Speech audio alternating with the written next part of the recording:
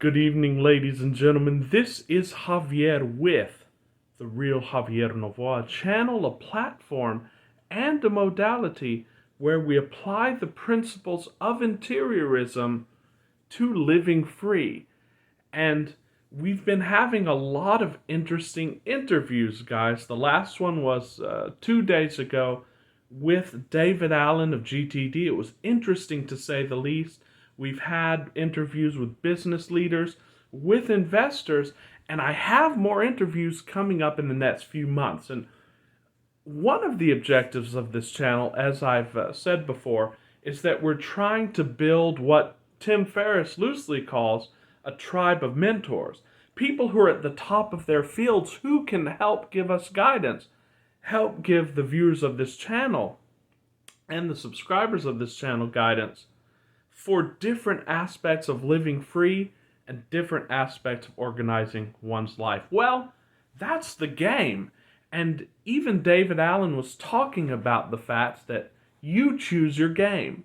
David Allen and others, I can give you the parameters of that game, but you choose that game and you utilize and apply those parameters as the game demands. Of course, if you want coaching and help in playing the game, I do coaching calls, and those are taking off. They're very dynamic, and also you can just watch these videos for a lot of advice about the game. And living free is a game, and manifesting is a game. But today, as we're often want to do on this channel, I want to take a step back from the game. And this video is not necessarily for beginners. Many of the subscribers of this channel are not beginners. We are master manifestors. We're veterans in these modalities. This video is for you. Of course, if you are new to manifesting, my hunch is if you're watching this channel, you're still not a beginner. You've been doing it a lot. You've played a lot of different games. And intuitively, you have figured out a lot of the different rules of the modalities in the games. This channel is just helping bring it together for you. In that case, you're not a beginner. And even if you're a beginner, you can watch this video. You may not understand it completely, but just hang in there. If you meditate on it, you will understand it. For those of us who have been manifesting for a long time, we need the reminder, guys. And what's the reminder here that I want to talk about in this video? It's a little bit of a secret. And it's a secret that will remain a secret, not because that information is not available. This information, of course, is widely available. And I've said many times on this channel, nothing here is original. I can claim no originality. All I do is try to compile this information, try to bring it to you through the filter of my experiences so that you can have a little bit of applied wisdom there. And I try to narrow it down so it's very easy to practice. That's all I do. But this information is a secret, again, not because of the fact that it's not out there. Now, there were secret societies and still are secret societies that guard a lot of this information. However, just due to the fact that we're living in the age of information, and as Joe Dispenza said, in the age of information, ignorance is a choice. Just because of that fact, all of the information of these secret societies is really out there, and there's really nothing they can hide. Again, they play a part, but the information is no longer secret. But what still guards it, guys, and in that aspect, and at least in the game, it gives us a huge edge, is that even if we get up on a stage and say this, most people who are not seasoned manifestors will reject it. And by rejecting, of course, they're going to figure it out, but it's going to take a longer time. They're going to take 5 years for what we're going to take 5 months to do because we've internalized this information and we practice this. And the information is this, guys, and it's very simply stated. It'll take a few minutes to explain, but none of this is about behavior. And I'm going to give you a secret in this video that might rock some of your worlds, and you really have to take this, and I want you to meditate on it and contemplate it. But none of this is about behavior. And we have to take this all through. We have to take this down to making coffee, and we have to take this up to manifesting $1 billion. None of this is about behavior, even manifesting, guys. So, when we're first introduced to this material, when we're beginning students, Joel Goldsmith, the great New Thought author and great meditation teacher of the last century in the United States, elucidated this process. He said when the beginning students come in and they're taught a thing that should be taught in all the schools, guys, because it's simple physics, it's science. None of this is woo-woo. None of this is really mysticism. This is all just supported by garden variety science. But it's not taught in a way that people could actually become conscious of. But he said, when these students learn that the physical is sort of driven by the non-physical, and that there's a non-physical realm that the physical can't touch, when they first find out about this, they start to apply it, and they're taught how to apply it. So they're taught, for example, when you see something that makes you feel bad, or when you see something that's contrary to your good, which is health, wealth, and so on. So let's say, for example, you see sickness. You are to see that and reject it, and you are to go immediately back to the fact that none of my good is on the outer. You're to repeat that, and you're to try to convince yourself of that, and this has a great effect, and it's great for beginning students. And when you do that, you will see that more good will flow into your world, whether it's in relationships, whether it's in monetary aspects, whether it's in health. He said this works for a little while, and the student has some success, but the student realizes that these short-lived realizations wear off. There's a concept in Zen Buddhism, which is really famous, really popularized, it's called Satori, and this is a sort of mini enlightenment. And that's what people get when they first start to play around and test out these processes. And we encourage everybody. We encourage people who are seeing this, go out and test this, guys. Neville Goddard said, don't use this to comfort yourself as just a belief. Of course, you have to start out with belief. Of course, less so now because it's just supported by science. But you have to take that step to believe in the science, and you have to implement the principles. And when you implement the principles, you'll start to collect data. And this data will show you that these principles in general work. Of course, you're not going to magically manifest something in a moment, although people do, but it's very rare in the beginning. You're not going to manifest just appearing in a city. You're still going to have to fly to that city. You may manifest a plane ticket, but you're going to show yourself most of the time it works. And the first few times of this, you're going to be wowed. You're going to be so wowed that you're going to change your life, you're going to change your behavior, and you're going to start behaving in order to manifest these aspects. Now, that, as Joel Goldsmith said, that quickly wears off, but usually within the first year. And the students start bumping into walls. They can't manifest anymore. That's when you have to take it up another level. You see, in the beginning, the student had a general knowledge of the fact that the spiritual drives the physical, and that there is a place that he can go and go into the silence and so forth that's separate from the physical. And he practices that, and he showed himself that this will get a result on the physical, but he was still doing it even though subconsciously. He was doing it in order to get something on the physical. Well, that's not going to work. So then we go into the Abraham Hicks modality, and this is the intermediate modality, and it's beautiful, and it works, guys. And the Joe Dispenza modality, and that is taking the focus away from implementing stuff and implementing tools, and taking the focus to becoming the person who is skilled with that so that he can use any tool. And guys, again, this is not spirituality. This is in any discipline, guys. So if you're studying, let's say, to be an auto mechanic, Well, first you're going to have to learn how to use those tools, and you're going to apply those tools. And guys, you're going to make great leaps. Like, for example, when I was teaching myself how to cook, I went from burning scrambled eggs to making a beautiful dish within a week or 2 weeks. Your rate of success is going to skyrocket. But of course, then you're going to find that's going to plateau off. This is in any studies.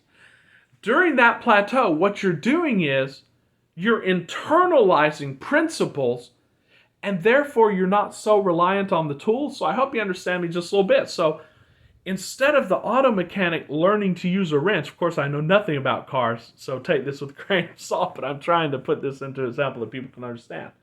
That auto mechanic is actually learning the principles of the car so that he could use a wrench, he could use a screwdriver, and he's not attached to any of those tools. So in this stage, we become less attached to processes to manifest. But we're still attached to processes, guys, to become the manifestor. And let me tell you a little bit about what I mean. Abraham Hicks talks about the emotional scale. And the emotional scale is perfectly valid. That's law of attraction. Your emotions are showing you what you're vibrating, and you get what you vibrate in the world, guys, in the game. You're internalizing these principles, but you're still in the game. So what we're trying to do is we're trying to struggle against thoughts and feelings. We're trying to change our thoughts and feelings, which is great and works, guys. Like I talked about in the last video, Joe Dispenza talks about the fact, and I do this from time to time, when I find myself getting in a rut. He'll take a week to write down his thoughts that seem to be in resonance with whatever the problem is. Let's say you're sick and you want to heal yourself. Well, look at all the thoughts that reflect the vibration of that sickness. It's easy, guys. If you're sick, that probably means you have a lot of thoughts of frustration. You have thoughts of anxiety. You have some thoughts of low-grade worry and so on and so forth. Observe those thoughts and write them down. Then in the second week, you write down your feelings. And of course, those feelings are going to be easier because it's just a small range of feelings. Fear, worry, anger, anxiety, and so on and so forth. You start catching yourself. And then the third week, you'll write down your actions. What am I doing? Well, I'm afraid to do this, so I oversleep because I don't want to face, whatever I have to face and so on and so forth. And then, of course, you get this, you memorize it, and you tell yourself when you see those thoughts, feelings, and actions come up, you just tell yourself, stop or change. And eventually, you can change an aspect of your life. The problem with this is, even as Abraham Hicks talks about, it's like playing whack-a-mole. You know that game whack-a-mole where the animal comes up, the stuffed animal, and you have to hit it with a hammer, then the other, and then the other? Again, it's a specific method or series of methodologies, but it's not going to generally take care of the whole thing. And what we're looking at in any knowledge is generalism, guys, are the few principles that drive the whole. Then you can make your own tools. So many people get stuck in this modality for about 10 years. Of course, you have some people get stuck in the beginner stage. They're just trying to manifest on the outer. Many people get to the level where they realize that it's the inner that drives the outer, and so therefore it behooves you more to work on yourself. But this is where the dark night of the soul comes in, and it happens to many manifestors. I know many of you who are watching this are in this because you send me emails, and I have coaching clients that tell me, I've been doing this for years, I know everything that I need to know, and I do everything I'm supposed to do. Again, that modality will give you steady success. But you're still going to feel that emptiness, and you're still going to have that dependence upon behavior. There's a third level to this, guys, and it's the PhD level. It's the Master Manifestor level. It's the level that I'm trying to get to. It's the level that all of the viewers of our channel are trying to get to. Now, again, that's contradicting what I'm about to say because we're not trying to get anywhere. We realize that we have it. But a better way to put this is that this is playing out on the outer. The third level, and it's the level that we are teaching on this channel, and it's a level that is not going to be for beginners, not because this information is inaccessible, as we said, not because it's banned knowledge, just because the fact you're not going to be able to understand and apply it. Now, you are able to do it if you will just suspend your judgment, suspend your disbelief, and try it. Then you can get there in an instant. That's the thing. This third level transcends all the other levels. So you don't have to actually go through the first two levels. It's amazing. It goes against, guys, everything that we've been taught in the school system, everything we've been taught in society, and it's what the secret societies really don't want you to know, but they can't keep it from you any longer. That's this. We know from this channel, everything is one. There's no separateness. Therefore, no good can come to you, no evil can come to you. Therefore, everything that you see, whether good, evil, neutral, is an emanation of you, guys. That's what Neville Goddard meant when he said everything is you pushed out. Indeed, everything and everyone are you pushed out. What this means is that there's nothing to apply and there are no rules. Now, this is outside of the game. Indeed, the spiritual has nothing to do with the game. But we came here to play the game, right? So what do? You enter into the game, but you keep your awareness outside of the game. This is what Jesus meant in the scriptures when he said we live in the world, but not of it.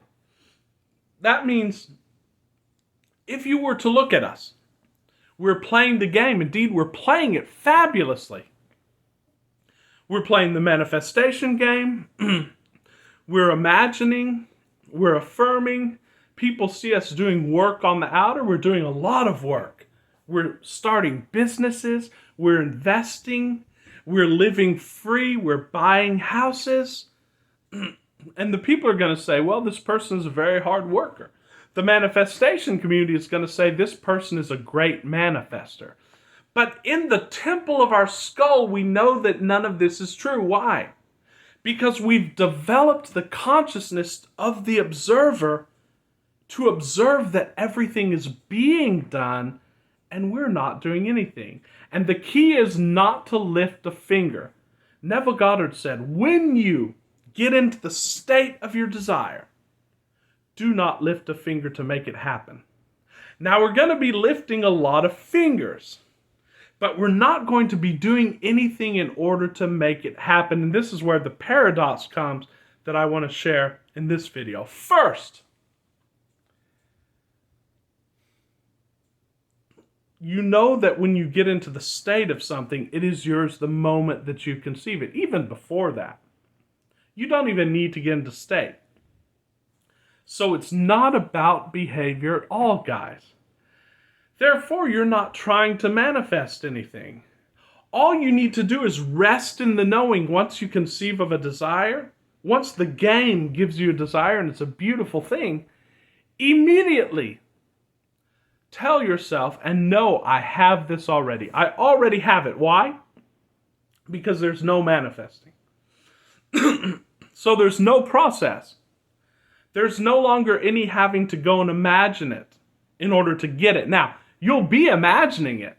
You'll be scripting it. You'll be doing robotic affirmations, but you'll be doing those from a place of, I already have it, and you'll be doing it in order to enjoy the fruits of that. Now, see, this whole process becomes about not trying to get an outcome, but enjoying that outcome now while the whole world sees that you're still in your previous state. You get to live in the state of your wish fulfilled right now. Why? Because you know that because it's all one, there's no difference between what's going on in here and what's going on out there. In fact, we know in interiorism that what's going on in here is more important than what's going on in there. So you can't screw up. So the question about, am I doing it right? How many times should I imagine? How many times should I affirm? This all goes out the window because you're not doing it to get there. You're no longer applying processes. And this comes to the second principle, which I like the fact that Gary Vee, who's a great YouTuber and social media guy, teacher of social media, goes into, and he says, I love failing. In fact, try to screw up on purpose. And for different reasons, we're going to tell you this now. In fact, it's going to get you to your manifestation faster. When you have your state and you abide in your state, let's say I want a house. Don't ask yourself, what should I do as a step to get there? In fact, ask yourself, how can I screw this up? And go ahead and take an action to screw the thing up. Now, don't go and take a huge action to screw the thing up. Don't, go and punch your boss in the face and quit. I'm talking about little things that seem contrary to your desire. For example, if you want to buy a house, the first thing most people would do is go and look for a realtor and so on and so forth. You just say no. You just say no. I'm going to go to the park today and enjoy. I'm going to go order a pizza and just spend the rest of the day reading or doing anything that I enjoy. Go and do things that you enjoy, guys, even if they seem contrary to your desire. And then when you feel inspired from it to an action, because that inspiration is going to come to you guys from the spiritual, it's going to flow into the game. And once you feel inspired, then of course act. And you're not going to have to be told to act when you truly feel inspiration. As Abraham Hicks says, wild horses are not going to be able to keep you from that action. So that's it, guys. I just wanted to share this simple knowing again. We're no longer beginners. We're not trying to take action to achieve. We know that we already have it. Go back to the Law and the Promise and read the story from Neville Goddard about the couple who wanted to build an apartment building on their land but had no money, no extra cash. Even when people came to them a few times to offer to do it, they said, nope, because we had that, we wouldn't do it. Don't lift a finger until you feel that this is an absolutely inspired act. Of course, we advise the beginners, no, go and take the steps and you want to clear the film roll. Guys, none of that applies when you know that the inner is the only existent and the inner, therefore, is much more important than the outer. Then all of these techniques and tools and advices, you can throw them out the window. Follow no authority but your inner authority. Do not take action to get, for it has all been given to you because you are it and there's only one. All of it's yours, guys. It's not about behavior. There's nothing you have to do. I just wanted to share this message with you guys. If you enjoy the videos, I invite you to subscribe to the channel. Hit the like button for us to get the algorithm to recognize that we're here. I think we should get this information out to as many people as possible. I am doing coaching calls. I will put my email in the description. You can email me and I'll teach you how to go through this game, how to make more progress than many people do in years and months. Until very soon, guys, y'all have a great rest of the week. This is Javier with the Real Javier Novoa, bidding you a very good night. Thanks.